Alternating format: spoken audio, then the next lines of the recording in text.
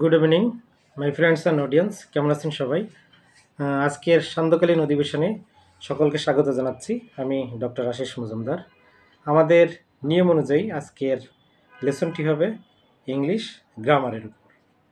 তো ইংলিশ গ্রামারে আমরা দুটো সাইড নিয়ে ক্লাস শেয়ার করছি। একটা হচ্ছে অ্যাপ্লাইড গ্রামার, আর একটি হচ্ছে নর্মাল যে স্পিকিং ইংলিশ বা ডে টু ডে লাইফে যে ইংলিশগুলো আমরা ইউজ করে থাকি সেগুলোর উপরে।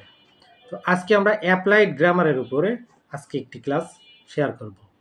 তো আজকের সেই লেসনের যে টপিকস সেটা হবে changing sentence assertive two interrogative. কি বললাম?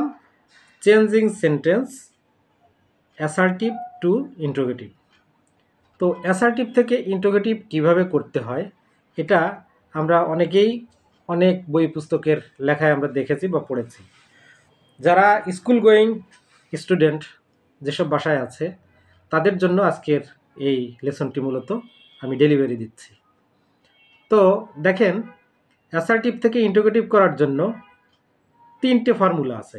সংক্ষেপে আমি বলে দিব তিনটে ফর্মুলা। কি বললাম? তিনটে মাত্র ফর্মুলা। একটা হচ্ছে, ধরুন তিনটে বক্স, প্রথম বক্স, দ্বিতীয় বক্স, তৃতীয় বক্স, তিনটে বক্স আছে। প্রথম বক্সে কয়েকটি শব্দ আছে। সেই শব্দগুলো কি কি? Everybody, everyone, every noun. Everybody, everyone, every noun. ওই নাউনের জায়গায় কি হতে পারে? Every father, every mother, every sister, every বয়, এভরি গার্ল, যাই দেন না কেন সবগুলোতে এভরি থাকবে। এর পাশাপাশি থাকবে ইচ, ইএসসিএইচ, ইচ এবং অল। এই 6টি শব্দ, এর যে কোনো একটি যদি থাকে, এটাকে যদি আপনি ইন্ট্রোগেটিভ করতে চান তাহলে এই শব্দগুলো উঠিয়ে দিয়ে হু, ডাজন্ট অথবা হু ডিডন্ট ব্যবহার করতে হবে। কি বললাম? হু ডাজন্ট অথবা হু didn't.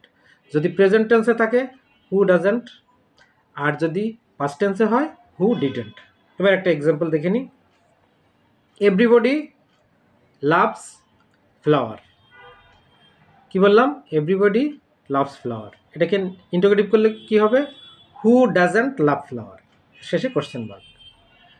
Everybody hates a liar, interrogative করলে কি হবে? Who doesn't hate a liar, question mark. গেল। তাহলে এভরিবডি দিয়ে বা এভরিওয়ান দিয়ে, এভরি ফাদার, এভরি মাদার, যাই হোক ওই একই রেজাল্টই আসবে। এবার একটা এভরি নাউন দিয়ে করি। Every mother loves her child. কি বললাম? Every mother loves her child. যদি এটাকে ইন্টারোগেটিভ করতে হয় কি হবে? Who doesn't love her child. ব্যাস, হয়ে গেল। এগুলো হলো প্রেজেন্ট টেন্সে। আর যদি পাস্ট টেন্সে হয়, everybody went to the picnic. কি বললাম? Everybody went to the picnic. Went এবার পাস্ট টেন্সে বলা হয়েছে, তাহলে কি হবে? Who didn't go to the picnic. Who didn't go to the picnic, শেষে কোশ্চেন মার্ক। গেল এটা। এবার এগুলো হচ্ছে এভরিবডি, এভরিওয়ান, ইচ, অল, এগুলো এগুলো কিন্তু অ্যাফার্মেটিভ ওয়ার্ড। এবার নেগেটিভ ওয়ার্ডে আসি। নেগেটিভ ওয়ার্ড কীরকম থাকবে? নোবডি, নো ওয়ান বা নান, এগুলো এই সব নন আর কি। নোবডি, নো ওয়ান, নন, এই শব্দগুলো যদি থাকে তাহলে ইন্টারোগেটিভ করতে হলে কী হবে? হু দিয়ে শুরু হবে। এখানে হু ডাজন্ট, হু ডিডন্ট কিছু আসবে না, শুধু হু দিয়ে স্টার্ট করতে হবে। কীরকম? একটা এক্সাম্পল দেখি। যদি বলে nobody believes a liar, nobody believes a liar, এবার অ্যান্সার কী হবে? Who believes a liar. এখানে আর নেগেটিভ আসবে না, কারণ নোবডি শব্দটাই নেগেটিভ। আমি যখন এটাকে ইন্টারোগেটিভে নেব জাস্ট অ্যাফার্মেটিভ হয়ে চলে যাবে। ঠিক আছে? এবার যদি বলে nobody went to the picnic, এটা কী হবে? হু ওয়েন্ট টু দ্য পিকনিক। ঠিক আছে? এইভাবে করতে হয়। তো এইটা গেল দুটো বক্সের ব্যাপার। এবার আরেকটি বক্স থাকবে। সেই বক্সে থাকবে কি? এই যে শব্দগুলো বললাম, everybody, everyone, nobody, no one, এই অ্যাফার্মেটিভ নেগেটিভ শব্দের বাইরে যখন অন্য কিছু থাকবে।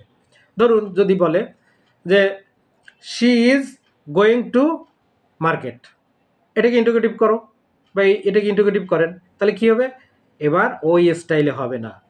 হ্যাঁ, হু ডাজন্ট, হু ডিডন্ট বা হু কোনোটাই হবে না, কারণ ওই শব্দগুলো তো নেই।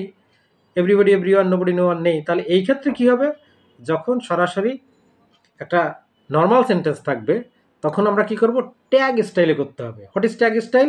হেল্পিং ভার্বটা সামনে আনতে হবে।